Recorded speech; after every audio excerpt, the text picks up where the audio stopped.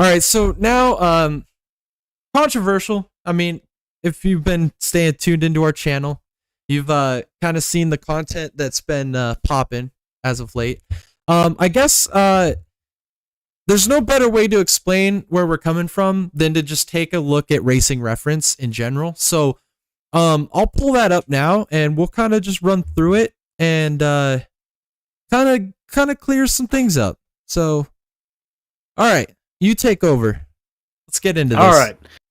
So what we're going to look at here is we're going to look at all of the statistics in racing series that Miss Hailie Deegan has been a part of. And this is something that's very, very, very important to us, as we believe that, number one, the rookie year is a free pass. It is something to learn off of. It is something to base yourself off of, and really something just to learn from all of the data coming at you, learning the car, learning your crew, and trying to improve yourself throughout the year.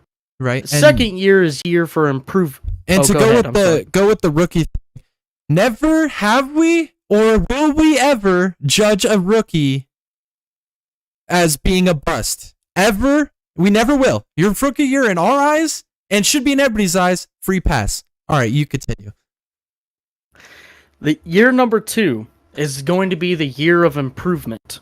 This is a year where you should see, an end of the year point standings improvement, average finish improvement, top 5 improvement, top 10 improvement, possibly a win, and continuing to build off of your rookie season.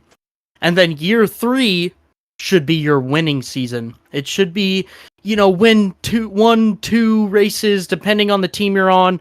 Even if you move teams to a better team, the expectation should go a little higher. It's your do or die season. Essentially, it's your do or die season. Especially if you're in the lower ranks. It's something that you pull up to the table when you're talking contract, and you're presenting to a new team, especially if you're trying to promote. So, with that being said, Miss Hailie Deegan here, at the age of 15 in 2017, partook in the Cars Pro Late Model Tour. This is her statistics. She ran 2 races, a total of 234 laps, average start 10th, average finish 12.5, which in my opinion is great. That is a great statistic. She only did run 2 races, but with an average finish of 12.5 and an average start of 10, that in my opinion is great. This is a really good, especially at 15 years old. This is something that is something really good to build off of. And there's really not much more to be said here, so we're gonna move on. We're gonna go up to the K&N Pro Series East. So at age 16 in 2018, she ran 6 out of 14 races. She led 3 laps out of 572. Finished the year out 20th in points with an average start of 16.7 and an average finish of 20.7. Now in 2019, at the age of 17, she ran 8 out of 12 races, 3 top 10s. That's already improvement. More laps ran, more laps led. She finished the year off 10th in points, average start of 10.9, and an average finish of 11.9. This is fantastic data right here. These statistics right here, this is good stuff. This is the stuff that teams look at. This is the stuff that we look at. This is where we get our opinions. This right here is a fantastic season. The stats do not lie. The stats do not lie. That's right. And she showed improvement from her rookie year. And that's really all you can ask for. There's nothing more you can ask for that. That is a great season right there, and a great career in the NASCAR K&N Pro Series East. All right. So with that being said, we're going to move on to the West, or the NASCAR K&N Pro Series West, where at age 16 she ran the full schedule. In her rookie year, she got a win. That is phenomenal. That is not something to disregard at all. That is a great statistic. 5 top 10s, 5 top 5s, 12 top 10s, 2 poles, 1,900 laps. 40 of those laps were led. She finished the season off in 5th, average start of 6.8, and average finish of 7.7. Wow. As a rookie, she set her bar really high. Really high. That is a really high bar to come over. That's superstar and she goes stuff for a second year. This is superstar stuff. What this is telling me right here is generational talent. Mm-hmm. This is good stuff right here, especially as a rookie. 2019, age 17, ran the full season. She got 2 wins, which is an improvement from the year before. 8 top 5s, improvement from the year before. 11 top 10s, which is really not that big of a deal for top 10s. She got 2 wins on the year. That absolutely makes up for it. 3 poles, improvement from the year before. Laps, 1,800 over her almost 2,000 from the year before. Doesn't matter. 67 laps led. She finished the year off 3rd in points. Average start 5.1 and an average finish of 6.1, which is a very good improvement from the year before. I mean, this amazing right here, stats. Amazing. This is, again, what we said before, generational talent. This is something that people like Kyle Busch goes out on a race weekend to just go screw around, sees a driver out on a racetrack, 17 years old, still in high school, racking up 2 wins on the year with an average start of 5.1 and 6.1, and you're the next Eric Jones. Yeah. That's how it works. Exactly. This is amazing. Great stuff. year, great statistics from Hailie Deegan out of the K&N Pro West. This is great stuff right here. So with that being said, we're going to move on into the ARCA series. ARCA East. Essentially, ARCA East is the same thing as the K&N Pro Series East. It's just got rebranded through that time year. So really, those stats are just subject to whatever. Yeah, but I still think it's really good to go over because she did have an average finish of 6th and an average start of 5.5, with 2 races ran at age 18 in 2020. So she did do good here. It's not really anything to go off of because she only ran 2 races. She only had 1 year in the series, so there's not much to talk about here. But I suppose she ran every single lap too, because that's a pretty round whole number. Right, probably 200 lap races. Yeah. So with that being said, we'll move on to the ARCA Menards series. This is the series that we see on TV. They race at Talladega, then they go to like Phoenix, and then they go run a couple dirt races, and they run a road course at Portland. Yep. Like this is the start to a potential future Cup series. This is where Cup guys cut their teeth right here. This is the beginning. Yes. So in 2019, age 17, still in high school, she ran 6 out of 20 races, 1 top 5, 4 top 10s, 813 laps. She finished out the year 24th in points, with an average start of 9th and an average finish of 9.7. This is some good statistics still. She had an average finish of under 10th. That means, she had a lot of running in the top 10. She did a very good job this year, and part-time as well, which is hard to do as a 6 out of 20 races. Yes, absolutely.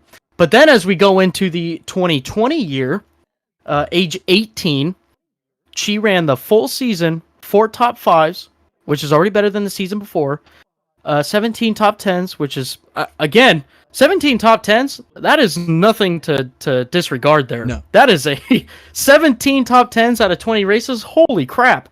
That is awesome. I mean, she was up front. She was in contention in every race she ran. Yep. She was competitive, highly competitive. Yep. Ran 2,500 laps, 86 laps led. She finished the year off 3rd in points with an average start of 5.9 and an average finish of 7.3, which all around is a better improvement from the year before. See, would like to have seen her maybe one more year in ARCA, because imagine what her stats would have been year 3. You probably would have seen multiple wins. You would have seen more top 5s, more top 10s, laps led. I mean, the progression that we've seen so far, the more she spends in a series, she's getting better, right? Yes. Now, the controversial. We're going to move up. This is where it gets deep, right here. I want to touch on this real quick. This is the first time in her whole career that she has stuck with a series more than 2 years. Okay? That is very important to realize when we're going through this data. So at age 18, in 2020, she ran one race. Average start 34, average finish 16.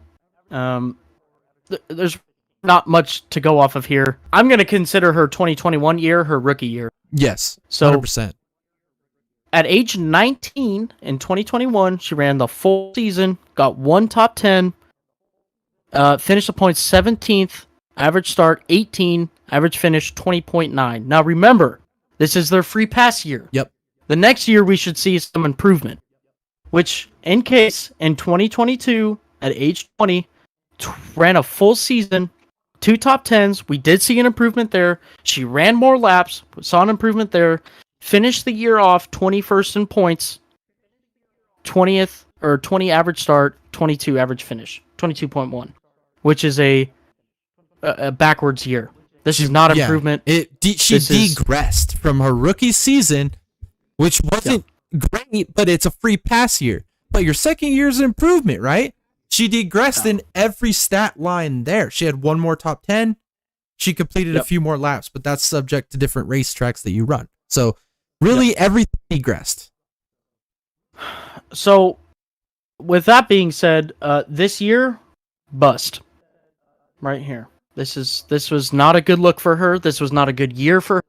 This is not something that you want to present to a race team for a possible for a possible contract in the future. This is not something you want to present. So in 2023, which is this year, she's age 21. She's ran 3 races so far. She's completed 224 laps. She is sitting 21st in points right now. She has an improvement from her starting position, which is good. That is not something to disregard. That is the best starting position that she has so far. But also remember, we are 3 races in. But with that being said as well, 26.3 average finish. Again, 3 races. We're not through with the year. She can have a comeback year. We don't know yet. I sure hope she does. But the stats right now are not looking good in her favor. Those stats right there, to me, read bust. You can't degress from your free pass year. A year that you have no expectations. You literally could... Yeah. You just have to be there. Like, it's a free pass year. It doesn't matter where you finish or what you do. It's a free pass year. Your second year, if you degress from your free pass year, and then you come out in your third year and you already start off with 2 DNFs, and your average finish is way lower because of your DNFs. I mean, unless stuff drastically changes, these stats to me, to anybody, should read bust. Yeah. And I think the more damning evidence here is that she has been in the Craftsman Truck Series for 4 years. She has 49 races and only 3 top 10s to show. So in 46 other races, she has either finished outside of the top 10 with 0 poles, or she has wrecked. And no laps led. This is the data. And no laps led. But this is the data that has been given to us, of which is accurate. 100% accurate. You judge quarterbacks by their passing statistics, their passing yards, passing touchdowns, interception rating. Essentially, that's what we're doing here. Stats don't lie. Stats tell the full story. Stats are important in racing. That's the most important thing. Stats show results, show your talent. So this is where we're coming out when we say she's a bust. We're not just blank stating it. We're using data. Yeah. And so I think that, she has shown great potential in the past. And there is absolutely potential to show that in the present and in the future. But we're not seeing it. We're not seeing it at all. We're not seeing it. And nothing looks like it's changing. She's had to make a change because essentially maybe that wasn't the right scenario in the Truck Series to start. But we're with a new team, a team that's proven champions. They've got Ben Rhodes, champion. Ty Majeski, Final Four last year. Matt Crafton, 3-time champion. I mean, a veteran of the sport. Multi-time race winner. I mean, Ben Rhodes, multi-time race winner. Majeski, I think this is his second full-time year, so he'll be on the chopping block next year. So, bust. I mean, that's what I'm getting. That's what I'm getting. Yeah. She still has time to turn this season around. I think she does. But again, the stats don't lie. Stats don't lie.